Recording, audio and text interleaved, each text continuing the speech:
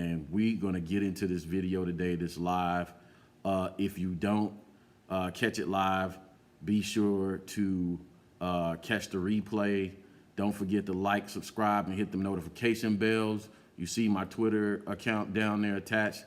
Follow me at my government name right there on Twitter.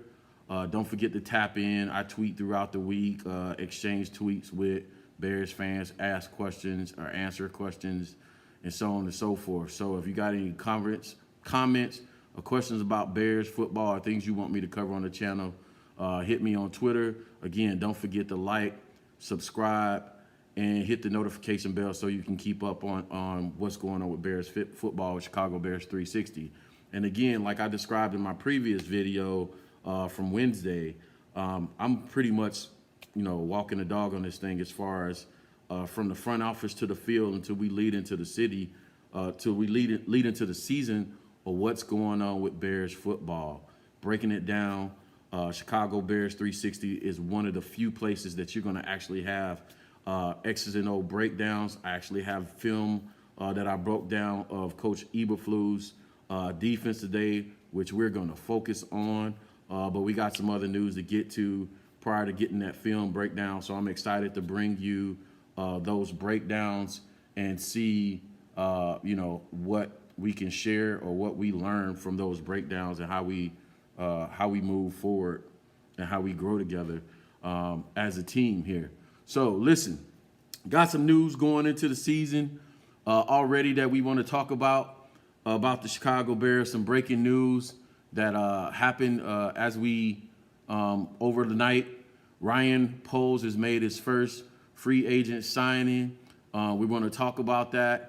We want to talk about Ryan being a man of his words and really doing what he said he was going to do and bolster the offensive line, what we expected him to do. So according to Eric Edholm of Yahoo Sports, Ryan Poles signs his first offensive lineman, Willie Wright. Willie Wright is unrestricted free agent signing from the Cleveland Browns in 2019. What I'm reading up on Willie Wright is Willie has good hands, very athletic guy. He's going to project more to the center guard position, maybe center and compete at center. He's about 6'3"-ish, about 300 pounds. He did work under the current offensive line coach. I think his name is Chris Morgan with the Atlanta Falcons. And so Willie is going to be one of those quick twitch guys in the offensive line, athletic guys. Again, smaller build. He's going to project probably to center. And this is what we talked about in the last video. We're probably going to bring in some guys that can get moving, some guys that align most closely with a Kyle Shanahan style of gap power offense. And when I speak of gap power, I'm talking about pulling guards, pulling tackles, tight ends. Sometimes you'll see even wide receivers pulling and leading up in holes on certain run concepts. So, Willie is the first signing by Ryan Poles, and we expect Ryan Poles to do more of these kind of signings, experimentation and with that offensive line to get what we were calling in our last video a V12 type of offensive line. A V12 offensive line, if you think about, we said offensive line is like the engine to your car, and you want a V12 offensive line, and the V12 offensive line is the type of offensive line that you can run block at will. You can pretty much defense know where you're running the ball, and they simply can't stop it. But also in the pass protection game, that you can block 5-on-5 without having to leave a additional running back and or tight end in the game or in pass protection to help out your offensive lineman. Because we said, again, the more guys that you put in the pass route, right, the tight end and the running back, it threatens the defense. The defense has to account for those additional bodies. So if you have 11 men on offense, you have the 5 guys plus the quarterback, that's 6, right? So you have 4 or 5 guys that's eligible to go out in receiving and catch the ball in pass patterns, right? So the more guys that you allow or put in the pass patterns, and the more threat that is to the defense, right? So if you have a weak offensive line, then you have to make the adjustment as coach, leave a tight end a chip, leave a running back in the chip, and that takes numbers away from the offense. So we're looking for that V12 offensive line, and we're looking to see what Willie Wright adds to the offense under Coach Getsy. All right. So our next topic is, I want to hit on something before we jump into Coach Eberflus 4-3 defense, the scheme, the concept, or the defense he ran. I hate using scheme. The defense that he ran in Indianapolis, right? And I wanted to break down the 4-3 defense and kind of talk about in a quick video, what you can look for in the 4-3 defense, how it differs, and I'll talk about this after the video, how it differs from a 3-4. But I wanted to hit on this before I jumped into the video. Coach Eberflus, or Coach Flu as we call him, comes over with the kind of the HITS acronym, and I know Chicago media kind of made fun of it, right? Initially, right? They to understand how what coach thinking that coach is being gimmicky, coming over with a HITS acronym. But like I said in my last video, when you're a coach, one of the things you try to do for players is make concepts easy, or expectations easy for players to understand, right? You have to make things easy for them to understand, because of course they have a lot going on as players. They have to understand all these different defensive concepts, all these different plays, right?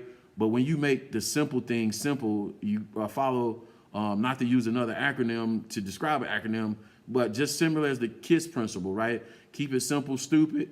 You want to make things easier for players. So Coach Eberflus comes over with this HITS principle that he's going to try to instill in the football team as a culture, right? And establishing a culture. And we always complain or talk about how, Bears teams in the past didn't have a particular culture that was conducive for winning football. Well, Coach Flu comes over with his philosophy of HITS. And I just wanted to go over quickly as we hear that, and we're going to hear it throughout the season, what that is. So the quote here says, from the first day a defensive player enters the building, he's introduced to Coach Flu's HITS principle to follow along.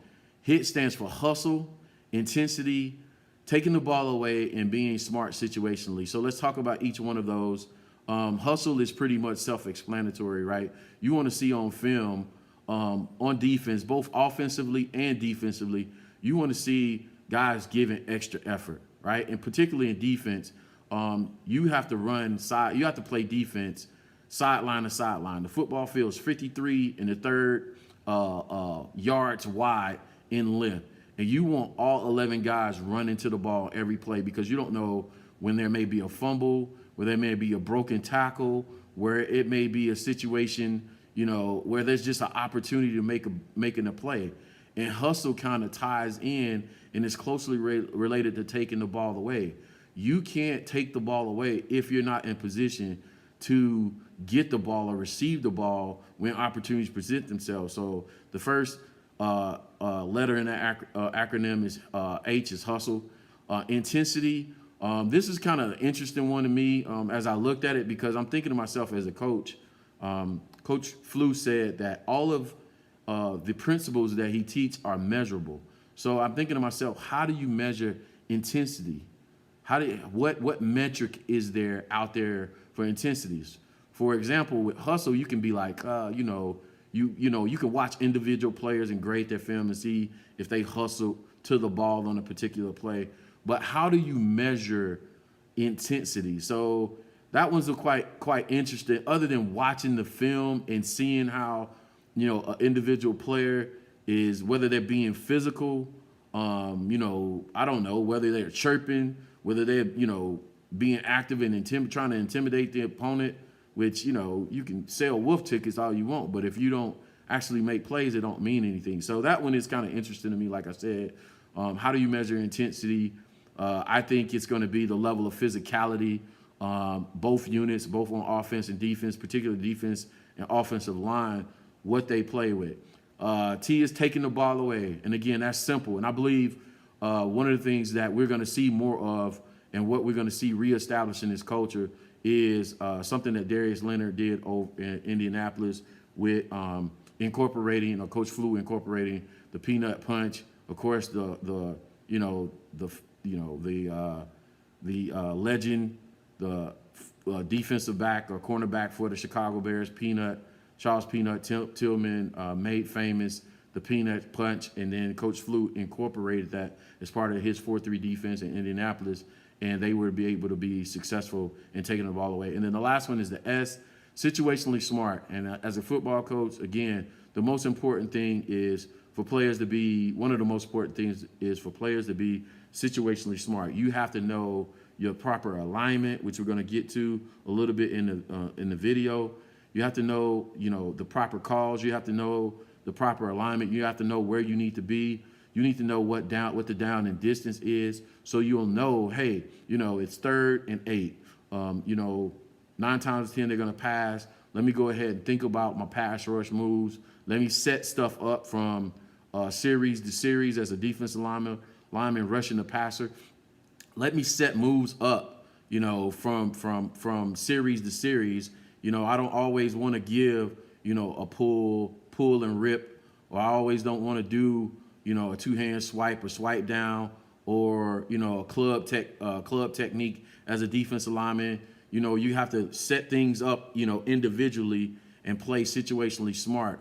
And again, you have to play situationally smart to avoid penalties and so on and so forth and things like that. So those are the hits principle that Coach Flu is bringing over to the Chicago Bears as a cultural norm. And next we're going to talk about, and we're going to get into the video breakdown of what I did about Coach Flu's 4-3 defense. This is not an all-inclusive video that describes all the nuances of a 4-3 defense. I just took one particular play and broke it down and tried to break down the different positions within the defensive line, the linebackers, and the secondary, and some of their responsibilities in this particular play.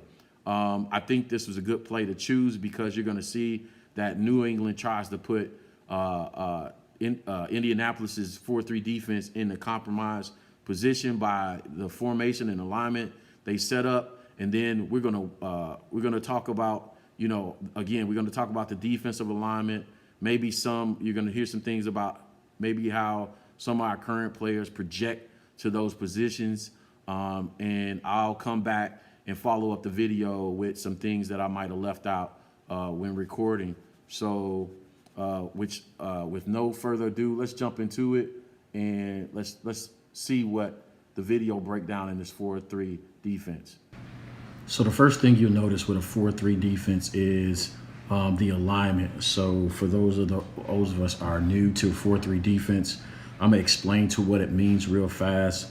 You have 4 down defensive linemen here, and usually 3 linebackers. That's it in a nutshell, right? You have 4 down linemen and 3 linebackers. But what I'm gonna do is go the extra step and explain to you how they normally play in the 4 defense, right?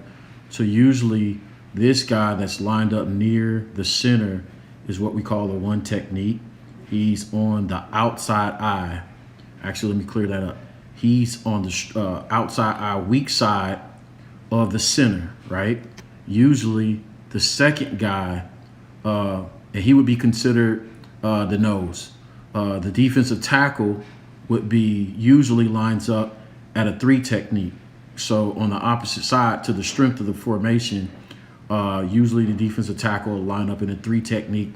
So if you count the positions, right, if the center is 0, outside eye shade is 1, then outside shade of the guard on this side of the formation is a 3 technique, right? So I'm hoping I'm making that clear for you. So you're gonna have a 1 technique to the weak side, and then you're gonna have a 3 technique to the strength of the formation. And usually that is to keep the numbers to the strength, to make sure you account for all the gaps to the strength, right?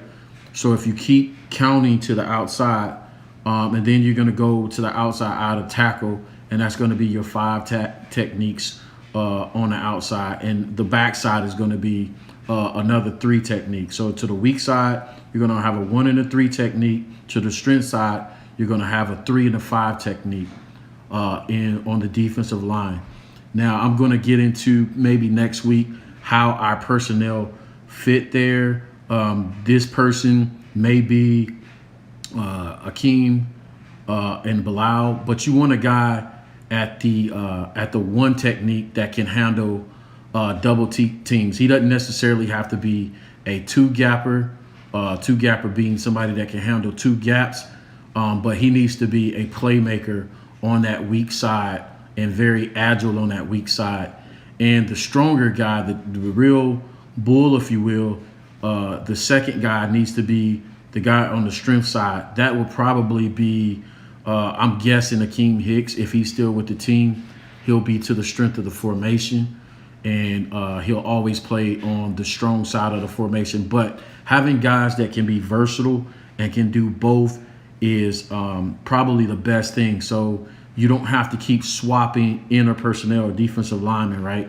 You don't have to have a guy walk to the strong side of the formation and give it away to the defense, to the offense, which guy is which guy is considered to be the stronger guy, which guy is considered to be the quicker, more agile guy. You want guys that can kind of traverse both positions. And let's step back to the linebackers. The linebackers are 3 linebackers in the 4-3 defense. You're gonna have 3 very different skill sets as linebackers, right? So if the strength of the formation is to New England's right, then this guy right here is going to be the Sam. Sam simply means the strong side linebacker, right? And then we're familiar with the middle linebacker, the Mike, old position that Brian Urlacher used to play. And then to the weak side of the formation of a 4-3 is going to be a will linebacker. Just so happened in this situation, the Colts are in a nickel defense, so they don't have a linebacker in. They bring in an extra corner, and that's what it means. A nickel is you just bring in an additional corner. You take a linebacker out of the formation and you bring in a corner to match up with the personnel. And what they're attempting to do is match up with the number of match up with the number of receivers that New England has in their formation. So the strategy here on New England's part is to show multiple wide receivers. So they bring a nickel in, but you see back here, they have a fullback and a running back, so they can still run him power out of it. So it creates a little bit of a conflict for the Colts. The Colts choose in this situation because you're showing multiple receivers to go with the nickel back. Here. So to go with a nickel coverage, right? So let's clear that up. So in this case, I want to do a little bit of teaching that go along with the 4-3. So we covered the fact that these 4 down line linemen make up the 4. These 3 in the base formation make up the 3, 4-3 defense. Now let's clear that up. Now let's try and determine what coverage they're in, what coverage the Colts are in. And I like to use, when I'm trying to determine the coverages, I like to use the acronym. Let's come up with something. SDL. If you follow me from last season, you're probably familiar with SDL. All right, SDL. That's how I determine what coverages teams are in. And so what does SDL mean? SDL means, first of all, and a quarterback would use this when he's reading defense, I'm going to count the number of safeties deep, right? I'm going to count the number of safety deep. So if you count the total number of personnel, let's clear this up. Count the total number of personnel. You got 4 down linemen. You have 3 quote-unquote linebackers, right? That's 7, 8, 9, 10, 11. There's only 11 on each side of the ball. So why is it important to count the number of safeties, right? Clear this up. Because you know that if it's a single high safety, then 9 times out of 10, they're in some kind of odd coverages, right? They're in some kind of man, cover 3, or a cover 5 combination coverage, right? So single high safety, right, tells me they're in either a man coverage or a cover 3. Now, let's look at the rest of the acronym. So we got S, D, L, right? The D has you looking towards the corners. And D simply stands for depth, right? I'm looking at the corner depth, right? I'm checking the corner depth, the distance from the line of scrimmage, right? See how far off they're playing. That gives you a clue to what the coverage is. So safety, single high safety, depth, I see to the twin side of the New England formation, the corner is playing about 5 to 6 yards off the line of scrimmage. This corner is going to speak to what the point I'm going to make next on how you determine coverages, right? And the third letter in the acronym is L. L stands for leverage, right? So safety, depth, leverage, right? And you read this every time, and you can almost determine what coverage they're in, what the coverage the defense is in, right? So they got a single high safety, right? They're at 5. He's at 5 to 7 yards here off. This guy's playing a leverage. Normally, I would check this guy's depth too, but because he's on the quote unquote weak side of the formation, he's playing close to the line of scrimmage for his run fit. But we're going to check his leverage anyway. He's still playing close to the line of scrimmage, but he's facing in a way, he's turned in a way that allows him to easily run, turn and run. Same thing here. If you check the leverage here, if you check his the safeties, you check this guy here's depth, and now you check his leverage. He's turned to the inside, and he's turned in a way that allows him to easily turn and run. So we're going to watch what the corners actually do on the snap of the ball. That's going to tell you what they're actually doing, or what kind of defense, what defense they're in. 4-3, we know that, but what coverage they're in. So let's clear this up, and we're going to slowly move this and allow you to see how the corners respond. Watch the corners. They're going to tell you, all right? They back off. They still, if you watch the top guy, the top corner, he's still maintaining that same leverage where he has eyes on the backfield, but he can still get to the back. But also, if you watch the safety bails to the middle of the field. Clear this up.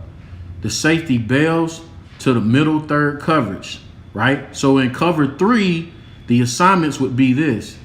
This corner has the outer third here. The safety has middle third, deep middle third, and this corner here has his outer third, right? Right?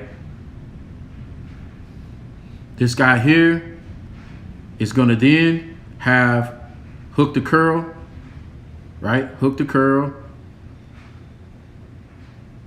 How do I draw that? Hook the curl. This guy's going to have, out hook the curl.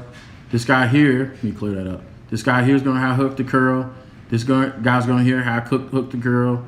He's going to plant in the middle somewhere. This guy's going to have hook the curl, right? So they're going to have these guys right here essentially are going to be responsible for the middle intermediate portion of the defense. These guys back here, the safety and the 2 corners, are going to cover the deep thirds and middle third, right? And these guys right here are going to make sure, the guys in the middle are going to make sure basically all the middle is accounted for.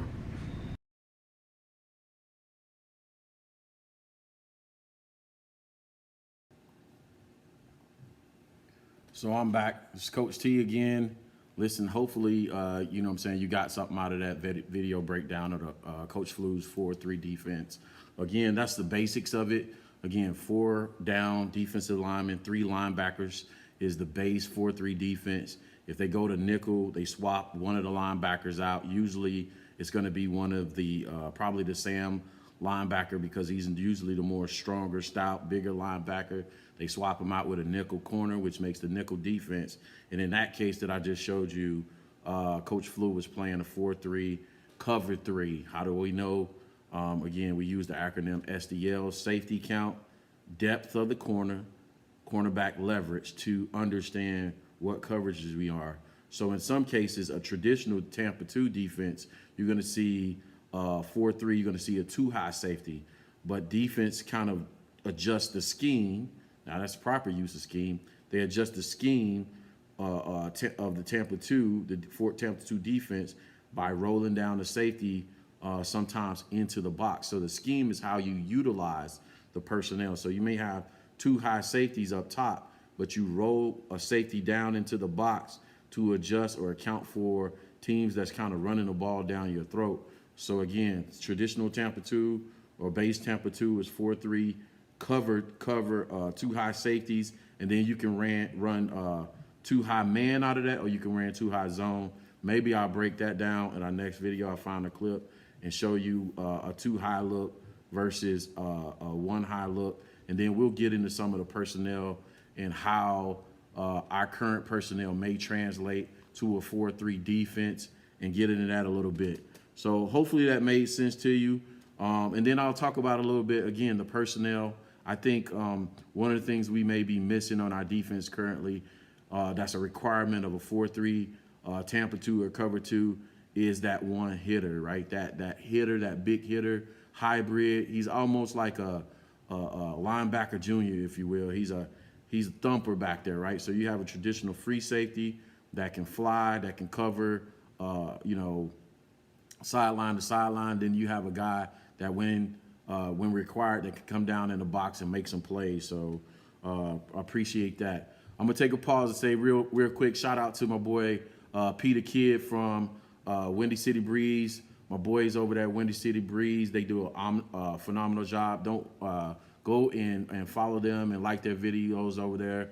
There was kind of some of the inspiration behind me getting started doing these videos. So shout out to my boy Peter Kidd for coming in and checking out the live. And so our last segment that I said I was going to add to the show on our first video is the Drunk Uncle Award. And every week, again, I said, if I see something out there, I'm gonna add, a tweet, something from the media that I just believe is off the wall crazy, because there's a lot of crazy stuff out there. We're gonna give a weekly award to the Drunk Uncle, and what the Drunk Uncle Award is media personalities out there that may tweet or comment, or you maybe ask a question in the beat writer room or whatever. Those are the ones I consider the Drunk Uncles. And so for this week, our Drunk Uncle of the Award goes to, let me get this straight before we do it. Our Drunk Uncle Award goes to, drum roll. Our Drunk Uncle of the Week Award goes to the writers and voters for the Pro Football Hall of Fame, man. They snubbed our boy, Devin Hester, from being a first ballot Hall of Famer. They snubbed him. He didn't make it in, as many of you know, to the Hall of Fame notifications this weekend. And I just think it's unfortunate because, Devin Hester is certainly the best to ever do it in the return game, both punt returns and kick returns. I believe he still holds the national football record for both punt returns and kick returns. And to us, it's simply a no-brainer. And I'll say this because, I kind of had a Twitter exchange with Olin Kreutz a few months ago. This is why I believe, you have to be careful of what you do in the media. Not saying that Devin Hester did anything to violate the voters and the writers, but the reason why me and Olin Kreutz kind of had our exchange was because when Olin Kreutz basically told that story about the Chicago Bears franchise offering him $15 an hour to consult with the offensive line, you know, what I had in mind, and I believe George McCaskey mentioned that, right? He mentioned it when the reporter asked him the question in the presser. He said, you know, hopefully Olin tells that story at his Hall of Fame speech, right? And I think that was George being a little bit, you know, kind of sarcastic, because what George probably knows and people of power know is football is a political game, right? NFL particularly is very political. And how that ties to Devin Hester is, you know, here it is, you know, this guy is a no-brainer first ballot Hall of Famer. And to us as Bears fans and many football fans in general, it's a no-brainer. This guy's the best to ever do what he did. He was the best at his job. So it should be a no-brainer that somebody like Devin Hester gets into the Hall of Fame. But what I know about the NFL is very political. And if you basically throw, you know, one of the most storied franchises in the NFL under the bus for having offered you $15 an hour to consult with the offensive line, that's not going to bode well for when your time comes up to get selected or nominated for the Hall of Fame. So when me and Olin got into it on Twitter, nobody really understood my point of view. My whole point of view is I understand the politics of football, and I understood that it wouldn't go well for Olin in that situation if indeed his name came up for a Pro Football Hall of Fame ballot. But again, that's unfortunate in Devin Hester's situation. Definitely not let in as a first ballot Hall of Famer. He tweeted out that he was very disappointed, but congratulated the other nominees and the inductees. But I know for sure that if Devin doesn't get in on next year's ballot, if he doesn't get elected to next year's Hall of Fame, then we should get together and just riot, man, because that's when you know that the NFL has gone super political. They've gone off the kilter and nothing makes sense. So again, this week's Drunk Uncle Award of the week goes to the voters and the writers who get a vote in the Pro Football Hall of Fame. You know, you get to own this. This is all for you. You are the Drunk Uncle of the Week award for February 12th, 2022. So listen, that's pretty much all I got for you to show today. I hope you learned something. I hope, you know, the video breakdown was good for you. Do me a favor. Don't forget to like this video, subscribe to the channel and notifications. Again, Coach T is getting used to this technology. I hate that my intro video didn't show up today, but definitely getting more and more used to the technology. We're going to clean that up, and we're going to come back to you with some more and more information. So I'm going to be back with you on Wednesday night at 7 p.m. Eastern Standard Time, 6 Central Standard Time. I'm going to be back with you. We're going to talk more about the 4-3 defense, right? I'm going to break more down on the 4-3 defense. I'm going to get into our current personnel, our current roster, and how some of those players fit into that scheme. One thing I did forget to do, shout out to the new subscribers. I wanted to shout the new subscribers out real fast. David Kinney, shout out to you. Joe Watts, and Malcolm R. I believe that's Malcolm Riley. I think he follows me on Twitter. We have often exchanged, but shout out to you guys for subscribing to the channel. So again, if you want to be a part of this ride, don't forget to like, subscribe, and hit those notification bell, and then follow me at Twitter. You see the hashtag. I got my government name on my Twitter account. I have to do something about that. But listen, welcome, and thank you for joining the show. Just under 36 minutes, so not long. And also, if you're watching this video and you don't want to spend whole 36 minutes, don't forget to adjust the speed of the video. Cut that almost in half by adjusting the speed of the video, and so you can get through it while you're taking a break from work or while you're taking a break from home or something like that, from doing some tasks or chores at home. Speed the video up so you can watch the video, but most importantly, like, subscribe, hit those notifications, and I'll see you guys on Wednesday. Always, past, present, and future, We bear down. Thanks for joining.